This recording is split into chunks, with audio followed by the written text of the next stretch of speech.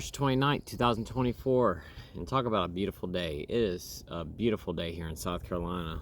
I was actually over at a friend of mine's house this morning. The guy that has the hunting dogs, I've talked about him before. But I was out at his place this morning just visiting him, and I actually took a quick little video clip while I was out there today. It was just such a beautiful day. And he has 50 acres of land here where we live. It used to be a cow farm. They used to actually have a whole bunch of head of cattle that were out there. He no longer does any longer. But they used to actually have pigs and cows out there many years ago. And it's still all cleared out and everything, but he's got his silos and all that stuff.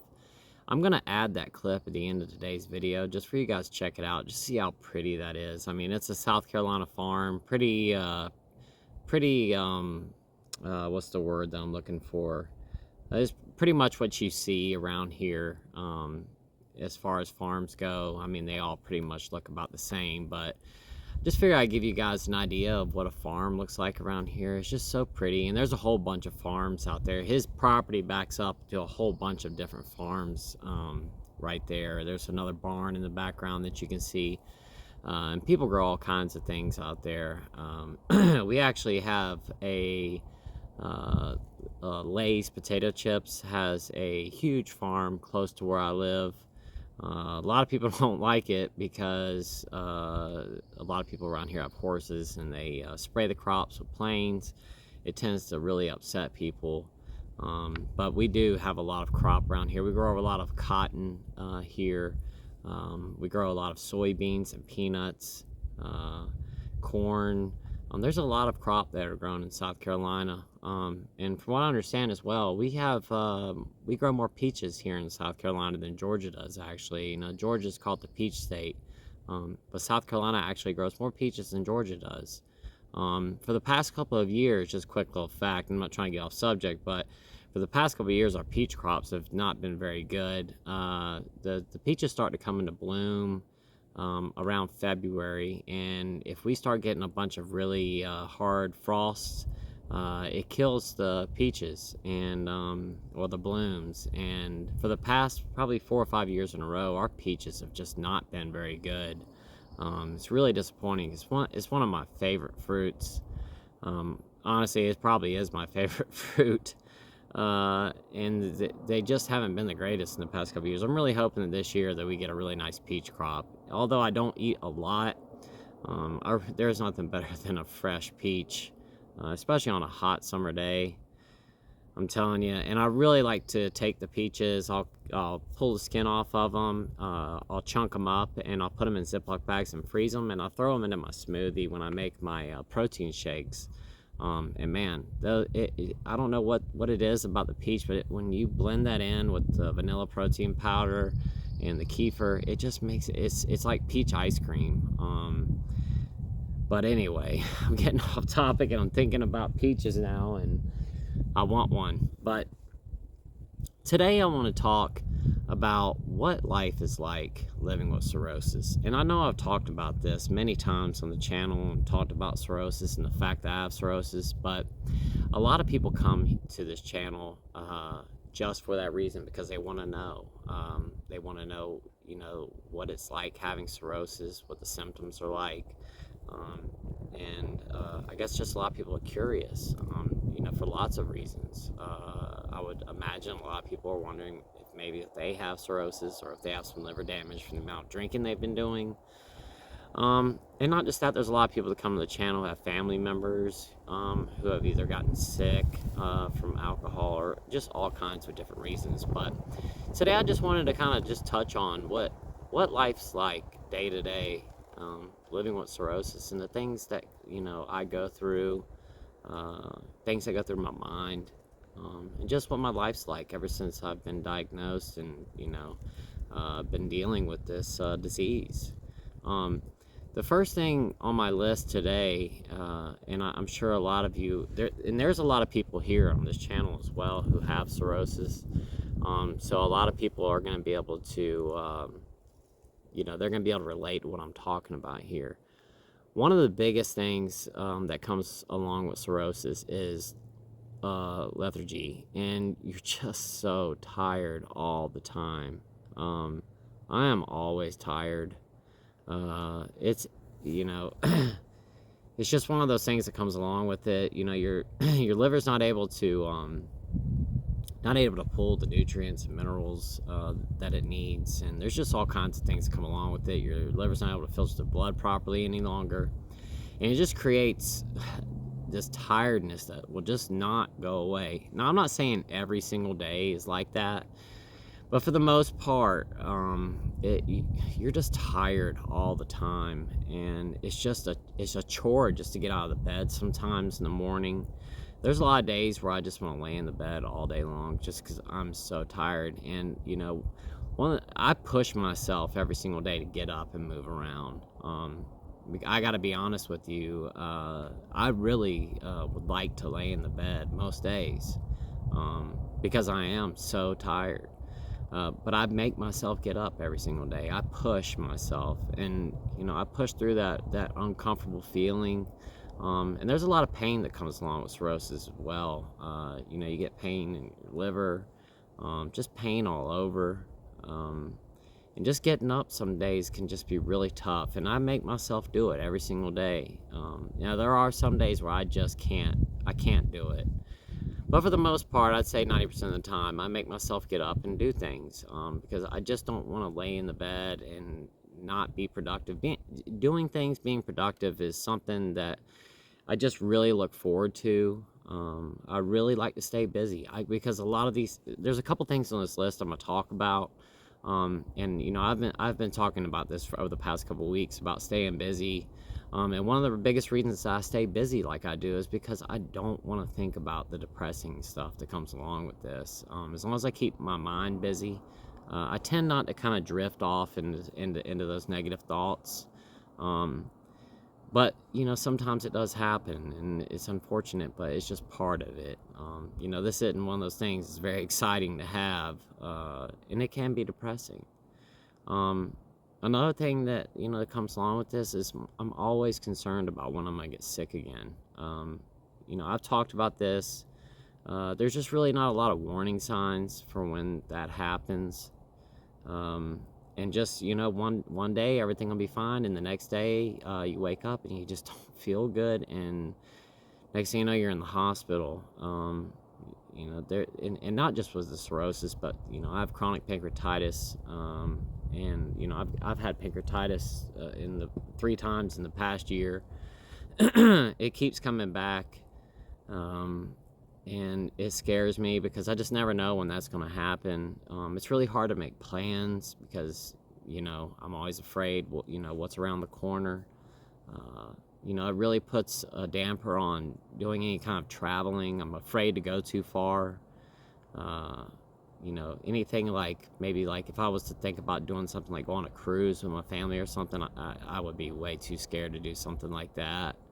To get anywhere out too far where I wouldn't be close to a hospital just really scares me. Because things have happened multiple times to me, and luckily I was close enough to a hospital that I could get there really quick, but you just never know when that day is going to come when you're going to end up getting sick, and it really does challenge you, with places that you can go. I would be afraid to get on an airplane and be, up in the air for 4 hours or something like that, because you just never know what might happen. And I want to be close to a hospital at all times. And it's just scary, the constant worry about that.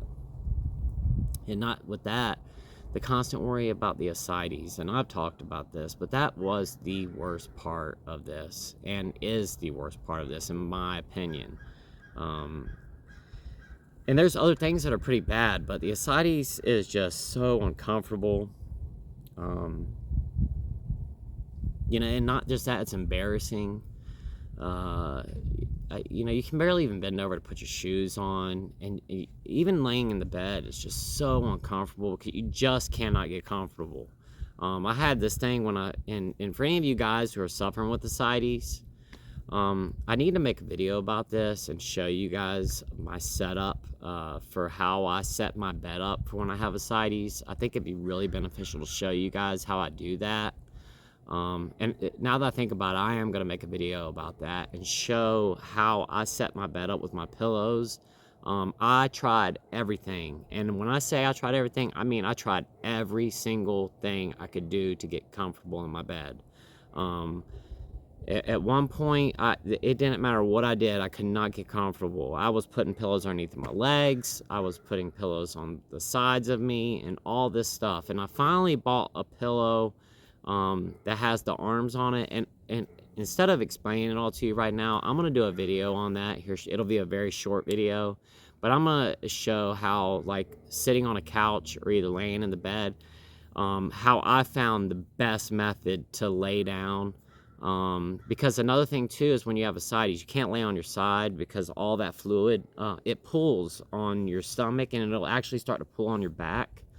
So laying on your side is like, you can't do it. The only really way to lay down is just lay on your back. But like I said, I'm gonna make a video about that for anybody out there who is suffering from ascites and show you how I've done it. And I found that to be the best method. It's worked for me, and I actually still lay in my bed like that to this day because it's so comfortable to lay in the bed in that manner. But like I said, I'll make a video about that very shortly. The restricted diet, you know, my diet is so restricted now. There are so many different things I can't eat, you know, and I've talked about, you know, I've got to restrict my salt intake, the amount of fat that I eat every single day. You know, I've got to bring in a lot of protein every single day.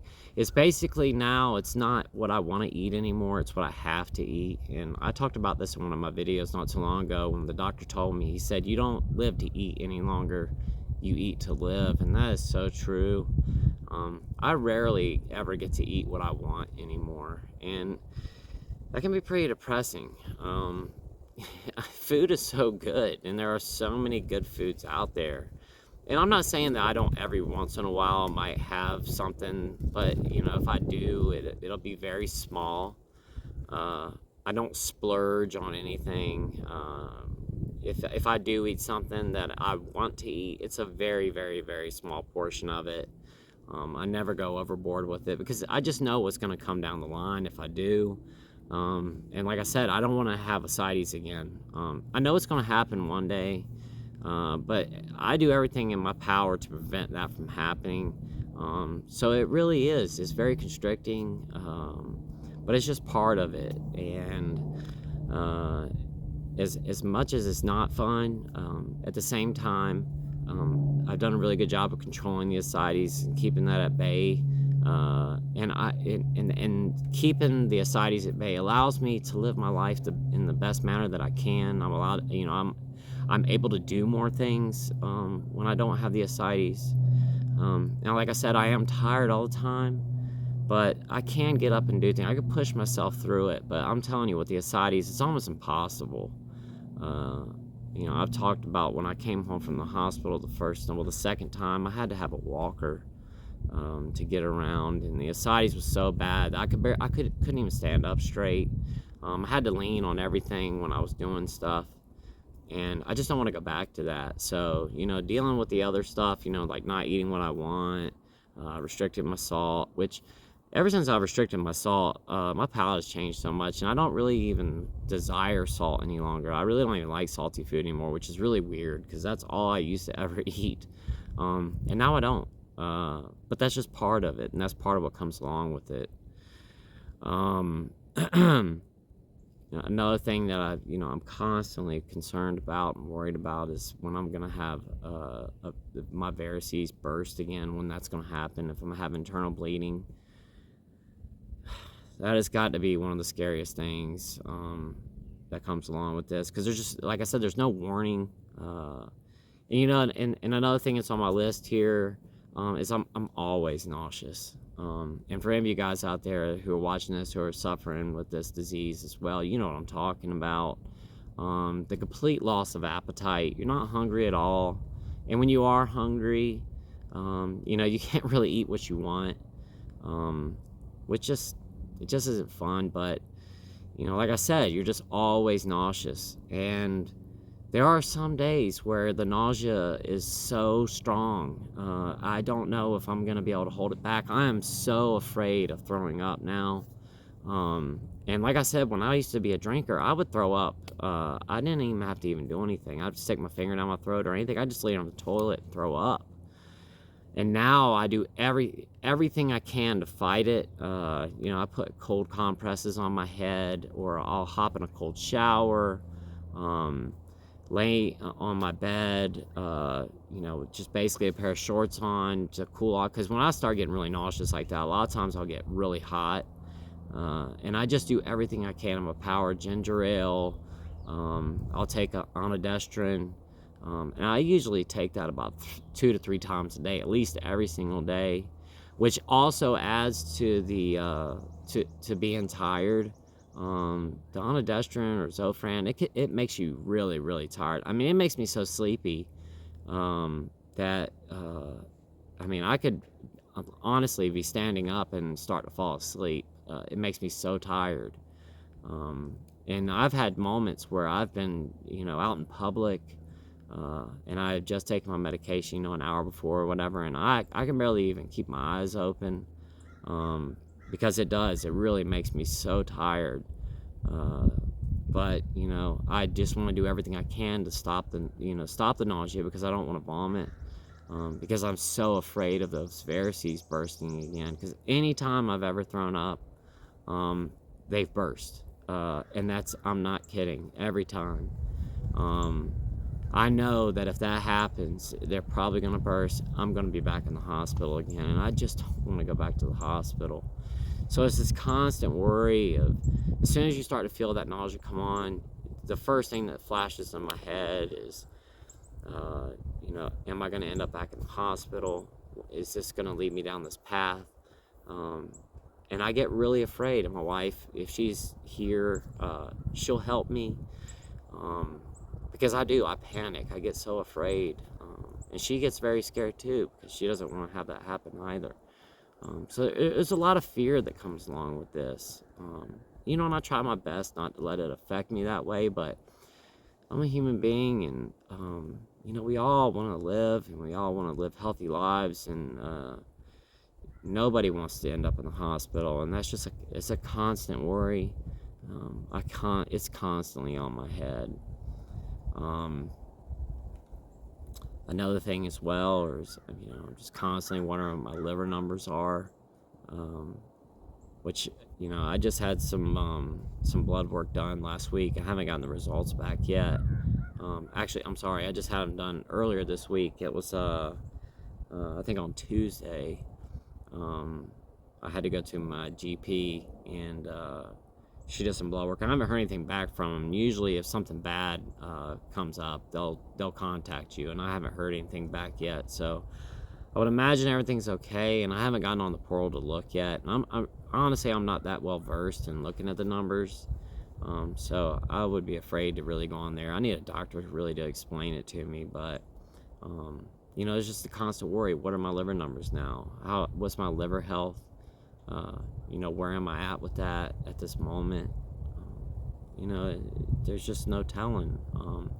But when I did this, when I was getting the notes together for this video today, I just looked up cirrhosis and looked up the lifespan of somebody with cirrhosis, and it says anywhere from 2 to 12 years after diagnosis. And there's no telling when that day is going to come. You know, and the constant worry about, do I have all my stuff together? Have I told everybody that, you know, that I love them? Because you never know when that day might come. You know, are you going to get that opportunity to tell everybody that you love them? Have you told everybody, you know, I'm sorry, that you needed to say I'm sorry to, or whatever it may be? And it's just that concern that's always on your head. You know, the constant doctor's appointments that come along with this, and any of you guys that are dealing with this, you know what I'm talking about. It's just, you know, so many doctor's appointments all the time. They're constantly wanting to feel on your stomach and push down on everything, and it's so frightening. The anxiety comes along with it. It's just really scary. the guilt that comes along with this, the guilt that I've done this to myself. I get people in the comments all the time, don't beat yourself up, and I don't, but I do still have guilt, because I did. I did this to myself. Nobody else made me drink the way that I did. It's nobody's fault but mine.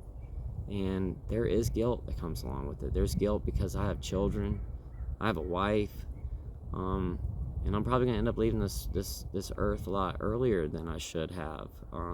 And I did it to myself. And it's not just me that's gonna leave. I'm gonna leave my kids, without a dad, and because I decided to drink the way that I did. And there's guilt that comes along with that. And I know there's, guys, I'm not beating myself up right now. I'm just explaining to you the thoughts that go through my head sometimes, because it does. And I don't want to have to leave my kids. And I know that's, it's going to mess them up a little bit, especially if I leave soon. And I'm not saying that that's going to happen. I'm just saying there's just no way for me to know. I mean, any of us could go at any time. I could leave my house right now and to go to the store and could get in a car accident. But I do know that, I don't have as long as I would have if I didn't have this diagnosis. Like I said, I don't think about that often. It's not something that comes up all the time, but it does cross through my mind sometimes. Especially when my kids, when they get worried, if I'm not feeling well. My youngest one, he really gets concerned if I'm not feeling good that day. And I just feel bad because I know that I'm scaring him, and I try my best to hide it, not let anybody know when I'm not feeling well, because I don't want to scare my wife or my kids. But there's some days where I just can't hide it any longer, especially if I'm that nauseous, there's no way for me to hide it. I'm laying in the bed and my wife's got to help me, and it's a struggle. And, we try our best not to let my kids know when that happens. But like I said, it's just something that comes along with this. I've talked about the nausea all the time, worrying about when am I going to get jaundice again, the constant looking in your eyes. Every time I stand in front of a mirror, I always do this. I always look at my eyes, and it's something I can't get away from anymore. I'm always worried about it, and I check my eyes all the time to see if there's any discoloration going on, and it's just part of it. And no appetite ever. And if I do, it's very rare. I basically have to force feed myself all the time. Constant weight loss. It's so hard to keep the weight on for me. I really do have to force feed myself all the time just to keep the weight where I'm at. And I've picked up some weight since I first started making these videos. I think that first video that I did, I probably weighed about 120 pounds in that video, somewhere around there. And I'm up to 145 pounds now, which is still 105 pounds less than what I was, but I was pretty fat back then. But now I think I'm at a pretty decent weight. I could gain a little bit more, but I'm telling you, it's a struggle to keep the weight on. It really is. And I really, really do have to, like last night, I had to force feed myself. I was literally shoving the food in my mouth and making myself swallow it. I did not want to eat, but I knew I had to. The spider veins that pop up, those, I've got them all over my face. That's just part of it. Comes along with this. Looking all over my body to see if there's any more that come up. But they can tend to come up around your stomach area as well. I haven't had any of those yet. I've had majority of them around my face. And I remember years ago too, my brother came to me one day. I was over at his house, and he said, that those veins, because I had a whole bunch of them on my nose and right here on my cheeks. And he said, that's a sign of alcoholism, right? And I was like, no, I never heard that before. And he's like, yeah, man, it really is.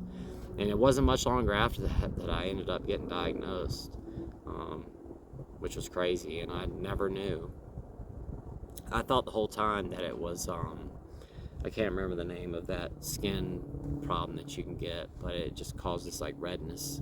I thought that's all it was. That's not what it is.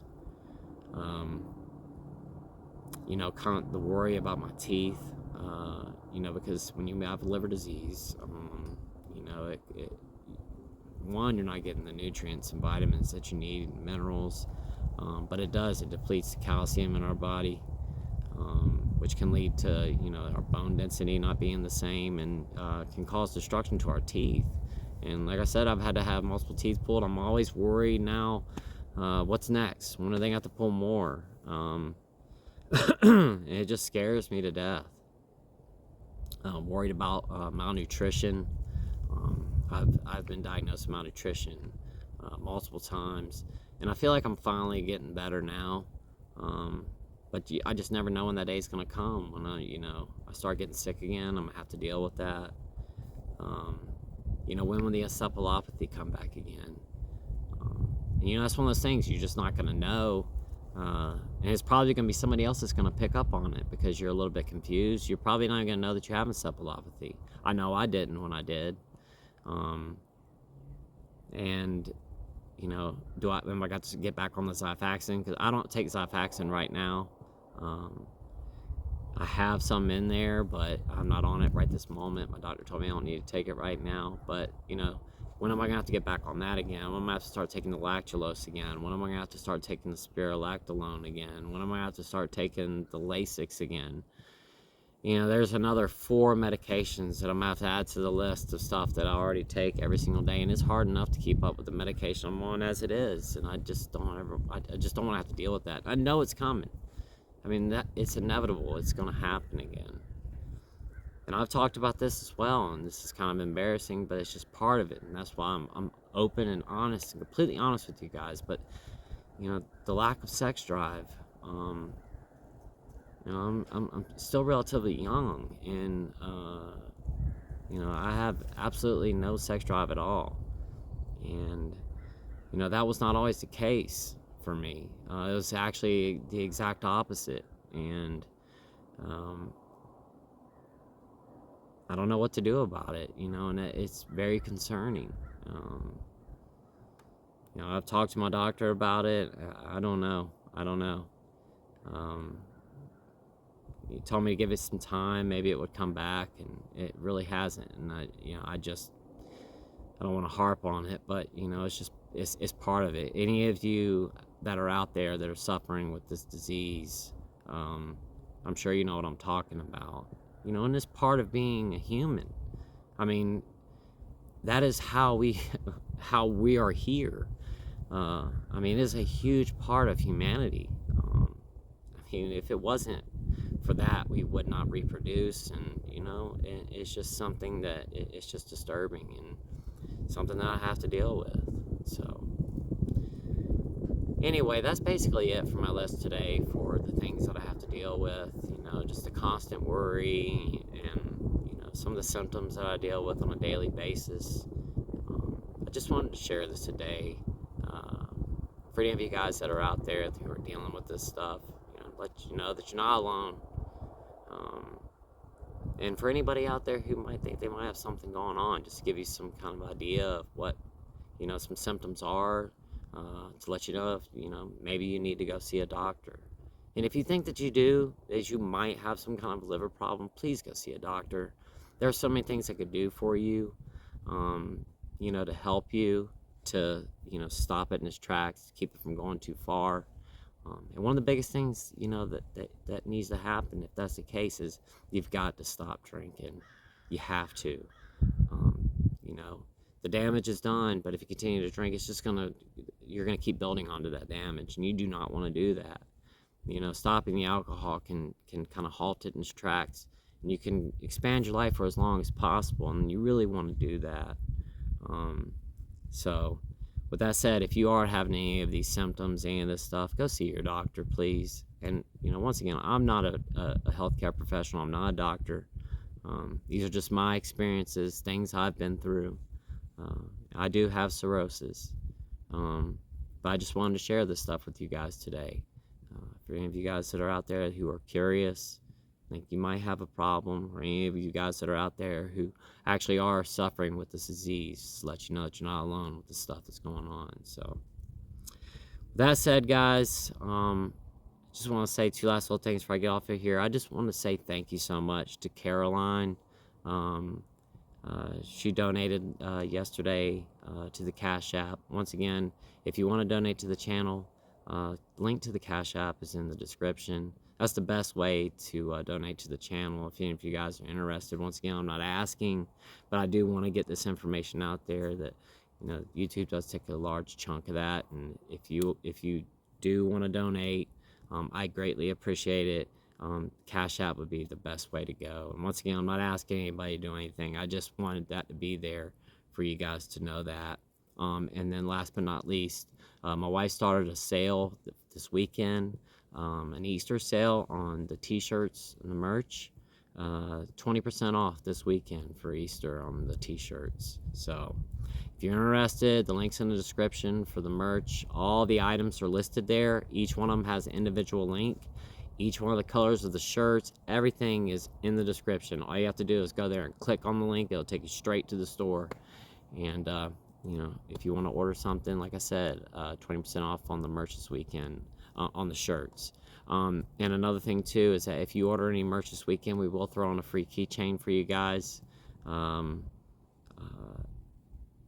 from what I understand, everybody that's gotten the merch recently has really liked it a lot, and everybody seems to like the keychains a lot too, so that's really, really cool. I've got one on my keychain, and I've actually had a couple questions about it already, which just blew me away. I didn't think people looked at other people's keychains, but I guess they do. But with that said, guys, I'm going to go ahead and hop off of here for today. Thank you so much for watching today's video. I do plan on tomorrow doing a quick cooking video. I plan on making a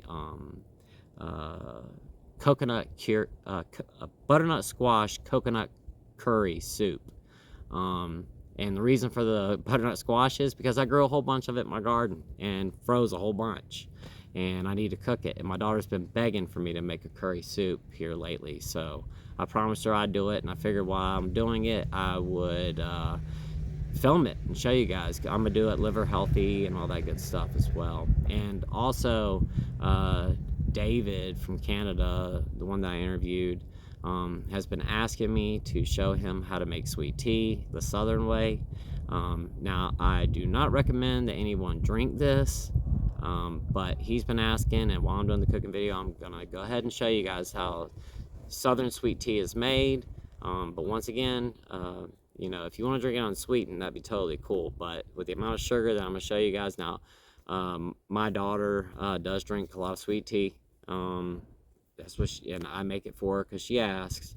You know, I don't recommend anybody drink this because there is a lot of sugar in there. But once again, I'll be doing that coconut butternut squash curry soup tomorrow and the sweet tea. And I'll probably be doing a short little video to add on to that because it's not going to take too long. So be on the lookout for that tomorrow. And once again, thank you so much for watching today's video. I hope you guys have a great weekend, a great Friday night tonight. Love you guys so much. And until tomorrow, I will see y'all then. Bye-bye. Hey guys, I just wanted to give you guys a quick little view of, I'm over here at a friend of mine's house. It's the guy that has the hunting dogs. But I just wanted to give y'all a view of his property out here. This is a South Carolina farm for you, so I'm going to turn the camera around. Just tell me this isn't just one of the most beautiful things. It is just so pretty out here.